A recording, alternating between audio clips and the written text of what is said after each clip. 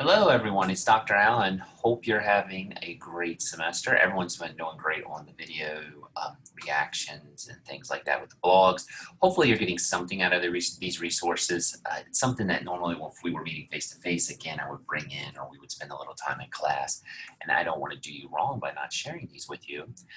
Again, when you do the blog, feel free to say I won't use this or I might see myself using something else. This is just to kind of start to maybe add things to your tool belt, so to speak, when you hit the classroom. With all that being said, this week I'm going to focus on current event type things. I have a feeling you've probably seen some of these. If you have, no big deal. If you haven't, hopefully you'll kind of think about using them in the future. There's some pluses and minuses with them. I mean, as across the board, I like them all. Some of it has to deal with cost and some other small things that I might point out when we're looking at them. I will try not to get too bogged down because I got like 4 or 5 things to show you, and I'll put all the links up if you want to kind of experiment with these things in your free time. I'm sure you have a ton this semester just to get a little more familiar with it. Or when you hit the field, maybe you'll think about incorporating them a little bit. So with all that being said, let me share the screen. And here we go. And again, remember, when we do this, when you do your blog, it will not hurt my feelings if you think you may not use it. It's just, again, to kind of share with you. The first one, my gut tells me you all have seen this. This is CNN 10. It's a student news program, actually clear up until 2017, I think. It was right after the last election. It used to be called CNN Student News. It actually used to be, I thought, a little more student-friendly when it was called CNN Student News, but it's still a really good program. It's a 10-minute news program. I used it a good bit for current events. My homeroom always wanted to watch it, so I would actually show it at homeroom. But as I got a little more familiar with it, this was back in the old student news days, I would actually incorporate it, especially on Fridays when we would do current events. It's a nice summary of news. This is one of the things I was going to tell you that could be a potential headache. In our politically charged climate, sometimes when people see CNN, they kind of go one way or the other on whether they like it or not. I will say this for CNN 10, and I'm saying this in all honesty, it's a pretty straightforward news broadcast. I've never felt like it has a lot of political leanings or anything like that. I think because people see CNN, they automatically think, well, let's just say it, that it's very far left. Whether it is or isn't, that's a debate for another day, but it's not. And actually the beauty of this is the parents that I've had that questioned it, I've usually just said, hey, you're welcome to check it out. Here's the link. It's on the CNN website. You just type in CNN 10. Or if you really want to just kind of make it simple, it's actually on YouTube also. And, oh, there it is. Missed it right there. Watch on YouTube. You can subscribe. I subscribe to it still. Sometimes I watch it during the quarantine. My son and I will watch it every morning because it would just give us a quick rundown of the news. They also have a podcast that it's just the news program if you ever wanted to hear it. I think it does a pretty nice, straightforward job if you just want to hear the news. It's usually like a day behind because I think they record it the night before. So, you know, sometimes if a major thing happens, it might be a day behind. But that's not always the case. I used it a lot. Actually, as you can see, I'm recording this on September 10th. They used to do a really nice program on 9/11, and especially now, I'm going to show my age a little bit. But I mean, students, especially when I had middle schoolers, they weren't even born when 9/11 happened. So a lot of times, just to kind of get an understanding of what the events were and such that happened on that day, it gave a nice overview. I'm going to hit play. I'm not going to watch all 10 minutes, but just to kind of give you an idea of what the feel of it is.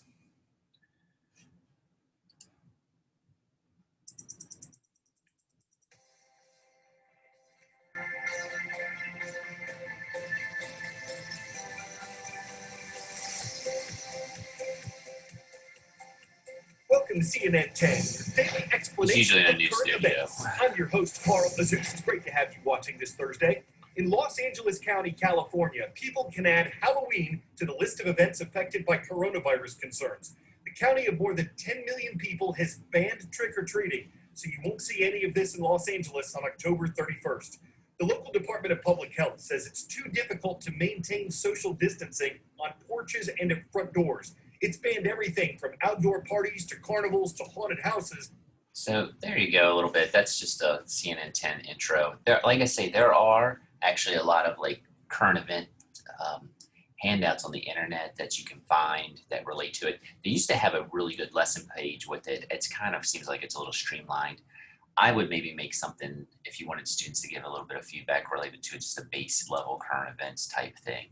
I would make my own. I know there's tons of stuff on Teachers Pay Teachers, but Teachers Pay Teachers for me, there's something about it I just don't always trust. It's not that the work isn't good. I shouldn't even say I don't trust it. It's just, I think it's better to make your own. And I've seen a lot of you say that on a lot of your things, but it's not a trust thing. It's just more of I'd rather make my own thing. It's probably a better way to say it. But that's CNN 10.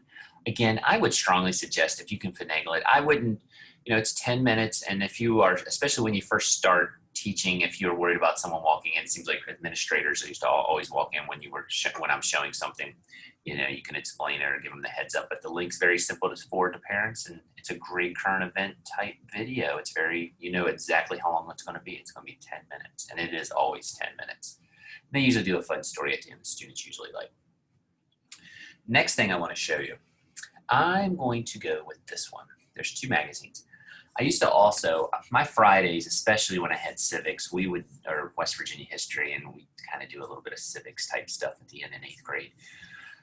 We used to do a lot of current events, and one magazine I used to get was Junior Scholastic. There's 2 magazines, social studies oriented, that Scholastic does. One's a little more geared to the 5 to 8 crowd, and one is geared more to the 9 through 12 crowd. I'll show you both, but I like Junior Scholastic. Here was the downfall to it. It's not the magazine itself. It does cost money. Usually to subscribe, you need to get 10 issues. Most of the time schools will pay for it, but just to give you the heads up, I think it's $8 an issue, but then it goes down the more and more issues you order. Another thing, I've actually resubscribed to it. So if you ever want to borrow a copy of it, I have to get 10. So I usually have a few extras, but I keep it because there's usually, and I'll show you, there's lesson plans associated with it when you subscribe. And the students usually like it, and it's really written in a nice fashion. As you can see, China, the rise of China is one that's in there. And if you look, there's usually fun articles. There's usually, especially the first couple pages. I'm going to leaf through. I'm not going to obviously read every type of thing. I like a lot of times they have a lot of graphs and charts. This sample issue didn't seem to have it, but a lot of times they'll do a lot on the Constitution. I've seen various ones where they've done things on the, especially the Bill of Rights. So you can see, they can read in there, nice definitions. And there's always a debate page. This is a page that we used to always really enjoy doing when I was teaching. This one's probably not, well, yeah, I think it is pretty timely. Do school libraries still need printed books? And we would read, and we would kind of talk about these. I have to admit, on Fridays, we didn't have time to read them all, and a lot of times students would actually ask to borrow issues, which was fantastic. Sometimes I got them back, sometimes I didn't, but after we were done with them for the day, didn't really care. I was just glad they were reading. I usually didn't let them, I made them come back a lot of times and get them, just to make sure I had enough copies. Babbling. But a lot of times the news debates were always something that we like to read. They'll do ones on the death penalty, whether students should be allowed to carry cell phones, a lot of things that, just get them thinking. So this is Junior Scholastic, and then there's usually one, as it says there, cover story. Always a map exercise. I made my students look at the maps, even if we didn't read the whole article, just to get a little basic map skills, because I hate to say this, but standardized testing is something that, you'll have to deal with in the field. And a lot of times social studies, a lot of it is map and analyzing type things like this, and documents and charts and graphs, and again, maps. So as you can see, there's a nice one on China and other things. There's usually a play. And again, there's a little bit on the census. Some of the articles are longer than others, and there's usually a political cartoon. That's the magazine. That's Junior Scholastic. That's the one that's geared. I always just say it's geared for middle school. There's also one that Scholastic puts out in conjunction with the New York Times, and it is called Up Front. It is kind of like Big Boys Junior Scholastic. And as you can see, it's New York Times Up Front. Some of the articles are actually the same, depending how they're written and what level. But as you can see, I actually had already pulled up a sample issue, I believe. Yeah, there we go. Did I? I think I did. Sorry, I'm looking at it. There you go. What's at stake? And as you can see, They also come when you get your packets, lots of little lesson plans, skill sheets, quizzes, and standard alignments with basic level ones. As you can see, let's just pull one up. Maybe. There it is. And as you can see, they'll come with it. Junior Scholastic does the same thing. So that's again up front in Junior Scholastic, very similar. I have tons of these magazines actually in my office, which I'm sitting in right now. Actually, I'm going to get up and show you. So sorry, I'm not running off on you.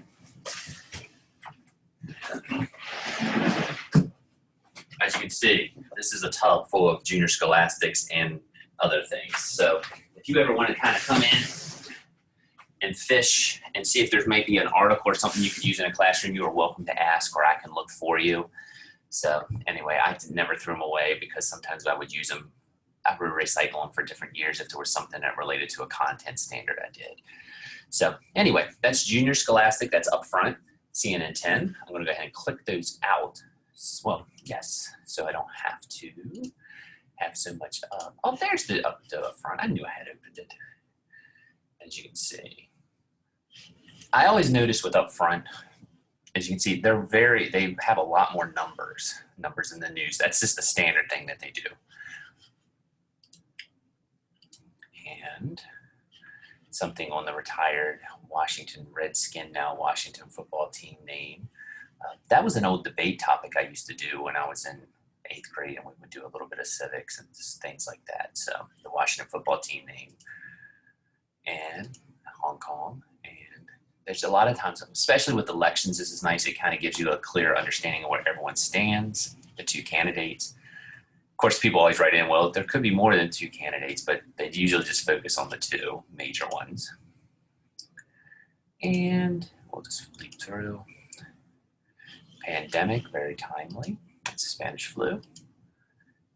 And I'll put these links up for you if you're interested. They'll be on Sakai. The next thing, well, since it popped up, is iCivics. I will tell you about iCivics. It's free. You can actually link it to Google Classroom if you're doing anything electronically. It is a site. Sandra Day O'Connor, the former Supreme Court Justice, she actually had a lot to do with getting this started. It's a civic current events oriented, it's like social studies Sims, I guess would be a good way to think about it. It's free. I will tell you there are lesson plans and things with it. As you can see, there's actually resources. I never actually did lessons with it. This was one of those things where if I'm doing an assignment in class and I don't want everyone, running around talking, whatever, I would let them play this type of thing. Actually, we used to do electives at one of my schools, and we did an elective one time on iCivics. So if there's tons of creative ways to integrate things into your classroom. I'm just telling you what I did. That doesn't mean that you have to do it that way or use it at all. But as you can see, here's some of the games. I'm not going to read down the whole list. I will tell you the most popular ones that my students, and they have added a few in the 2 years since I've actually been in here. My students loved Win the White House. That was one where it took a little over 30 minutes to play, but you had a candidate and you had to try to win states and win the election based on the Electoral College. Another one, a lot of people liked Immigration Nation. That was like whether you would let certain immigrants in related to legality type things, illness, things like that. And Crisis of Nations, I think a few played, but I would say the overwhelming number one favorite one was Win the White House. And there was one other that I had some people tell me that they liked. Do I Have the Right? It was the law firm one. And as you can see, you would go in and try to get a lawyer and things. But I would maybe check these out. It does link. You just need a Google account. Usually I just signed up with my Google account. I had to re-up because my old school one had expired. So, and it's free. And it does a lot. Like I say, I don't know if I would be able to. I have seen it used a little more with distance ed lately, where some social studies teachers have been embedding it in their Google Classrooms. I know when I was just doing a pre-COVID world, this was just something that we just incorporated as, you're done, you can play iCivics for a little bit on the Chromebooks or something like that. So again, iCivics, check it out. The link will be up on Sakai. And finally, I wasn't going to include this week because there's a lot of weeks we have to do resources, but I thought I'd just go ahead so I didn't forget. I try to make a weekly list of things that I'd like to do it. And it's probably not quite as connected to current events, but it's the Zen Project. I get emails from them. I don't know if anyone's familiar with Howard Zen. Howard Zen wrote a book called A People's History of the United States. It's kind of,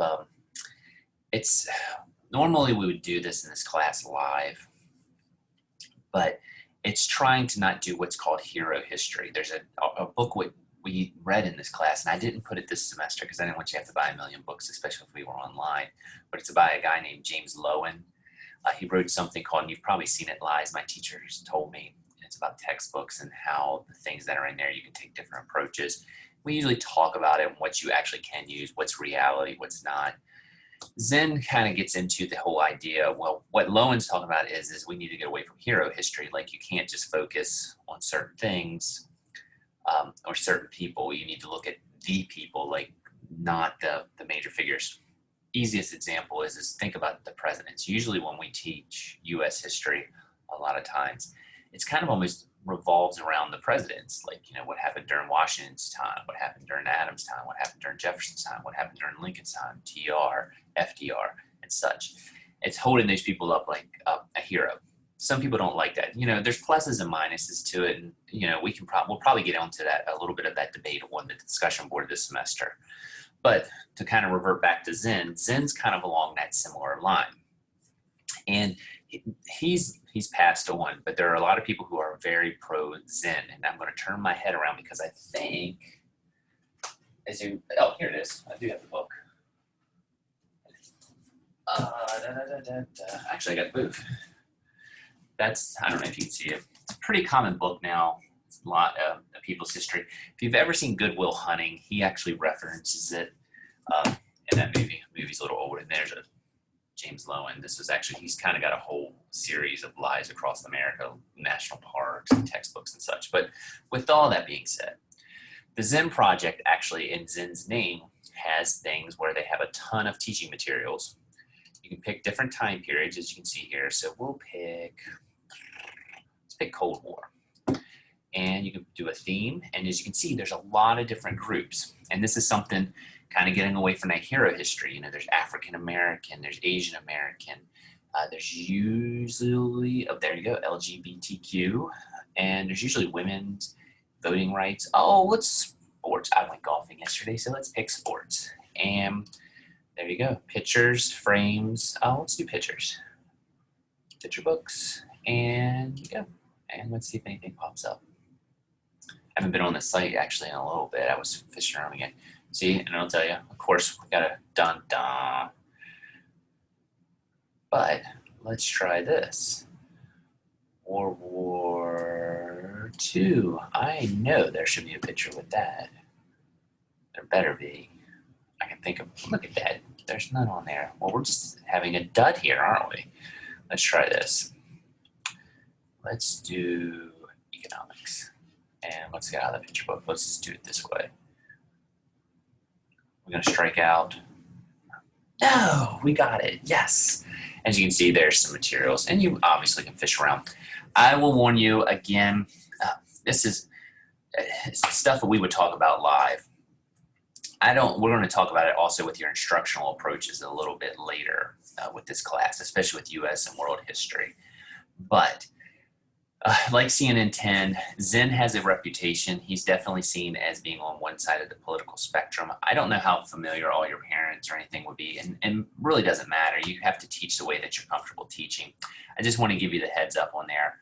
I was a teacher where I have to admit, I kind of tried to play middle of the road, and I would go left or right. I would peel things out that I thought were useful or for my class. Some people don't teach that way. Some people like the Zen type stuff and will just go and use it. You can subscribe to their website and get emails. I still get emails every day from the Zen Project about, once a week, about things that they've put up and things that they're trying to do and such. National Council of Social Studies does a lot with the Zen Project.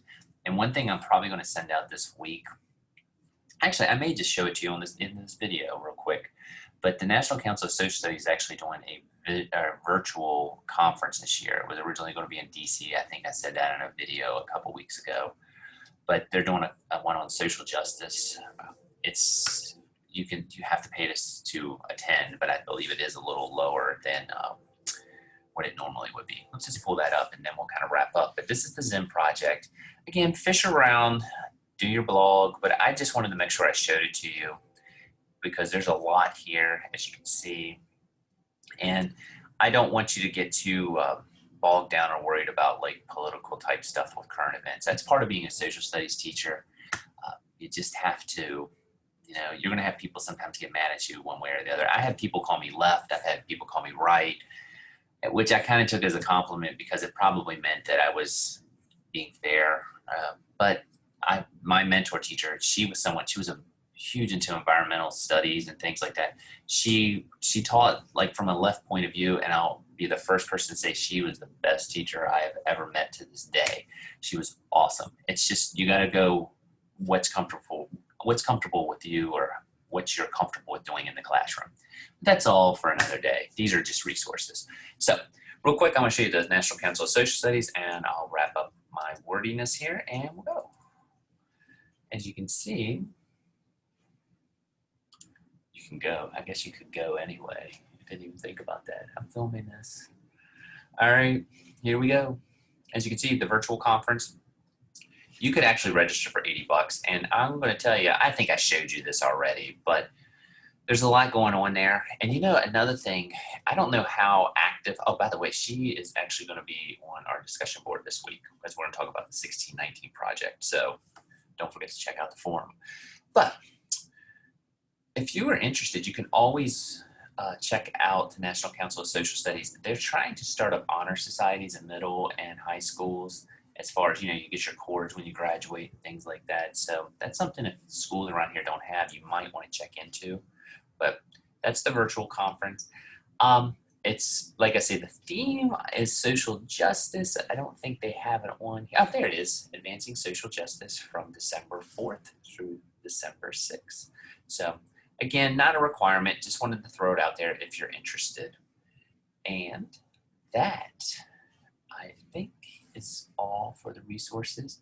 So basically, I know I threw a lot out at you, but just think about what you would use and what you wouldn't. You don't have to respond to every one of them. If you think, man, I love that Junior Scholastic, I'm going to use it. CNN 10, Zen Project, loved it. You know, write about it. You can say, I don't think I would use Upfront because I think from judging from reading it, it might be written a little bit above what students can understand or comprehend.